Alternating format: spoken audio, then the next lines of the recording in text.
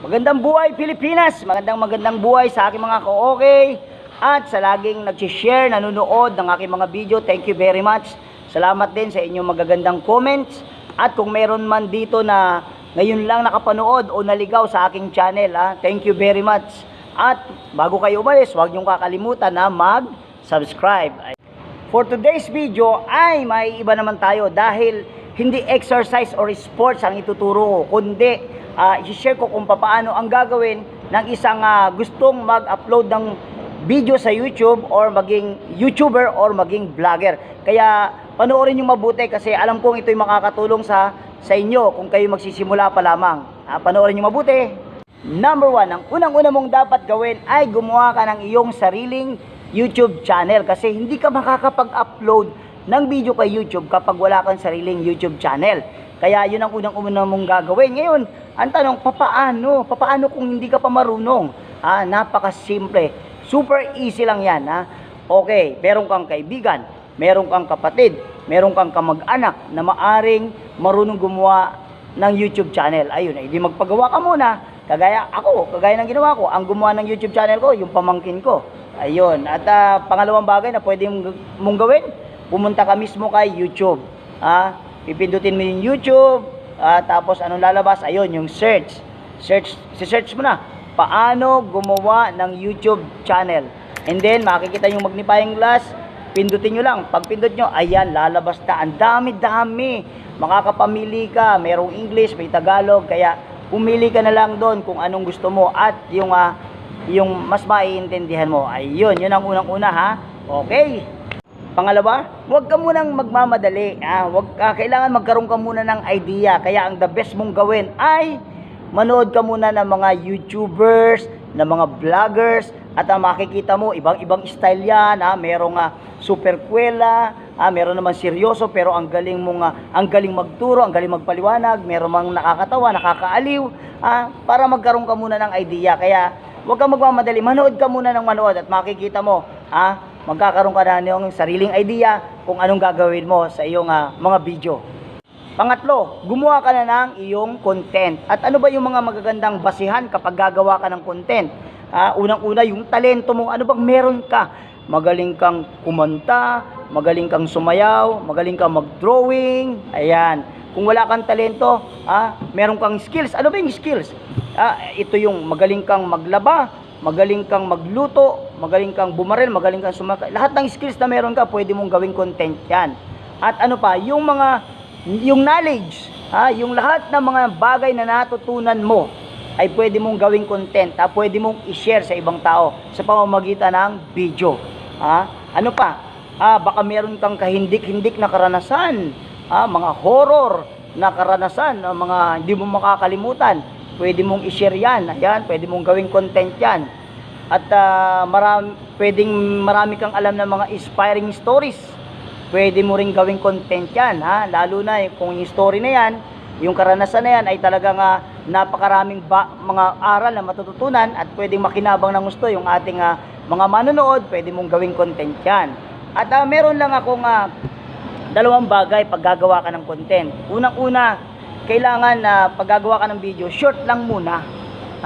Huwag mong habaan masyado kasi alam mo minsan ang mga tao tinatamad kapag napakahaba, lalo na kapag hindi ka naman magaling magpatawa, medyo boring, i-skip agad nila yan. Kaya mga short video lang muna na talagang very informative, na talagang meron silang makukuha, talagang manunood sila niyan. Kaya yun ang isang paalala. Short lang muna, wag mahaba para mas maganda. At kasi pag sobrang haba, hindi naman pinanood, nag-effort ka ng gusto, hindi naman papanoorin, sayang lang. Ayun, at pangalawang paalala, pag gagawa ka ng content, wag munang patungkol sa iyong sarili. Kasi hindi yan papansinin, hindi yan papanoorin. Maliban lang kung kumakain ka ng mga exotic food, di ba? Kung kumakain ka ng ipis, kumakain ka ng alupian, kumakain ka ng alakdan at ng kung ano-ano pang mga bulate, talagang pwede yan. Kaya lang, hindi mo naman kayang gawin yon. At pangalawa, hindi ka naman artista. Yung mga artista, pag yan nag-upload ng mga video nila, ay naku, talagang viral kagad.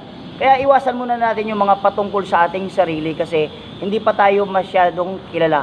Maybe later on, kapag marami ka ng subscriber, pag nag-hit na yung mga video mo, pwede mo nang ikwento yung life mo.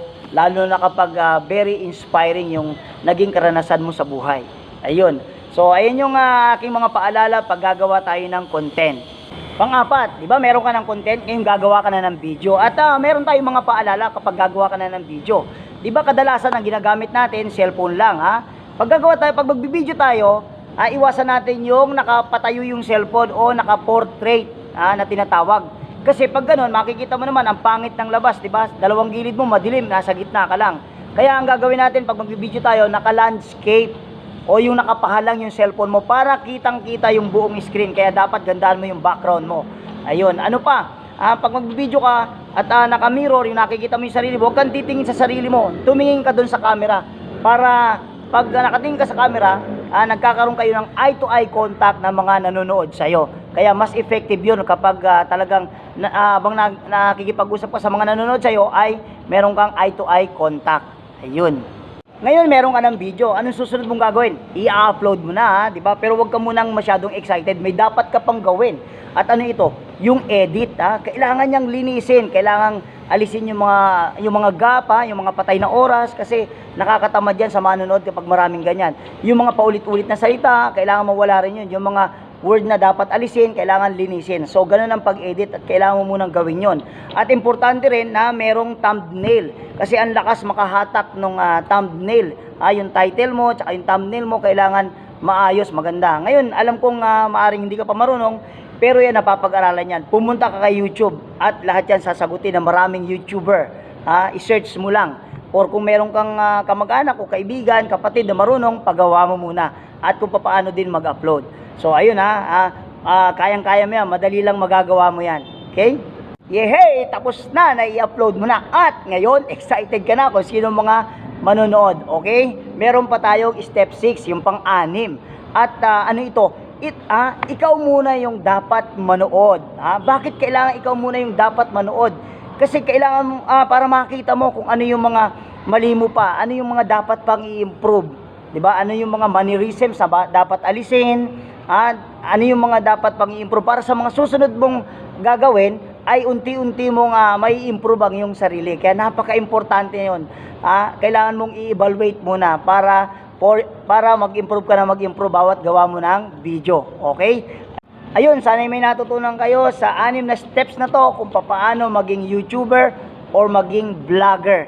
At ang aking paalala sa ating tayo na mga bagong YouTuber, huwag tayong susuko. Patuloy lang tayong lumaban kahit medyo wala pang nanonood.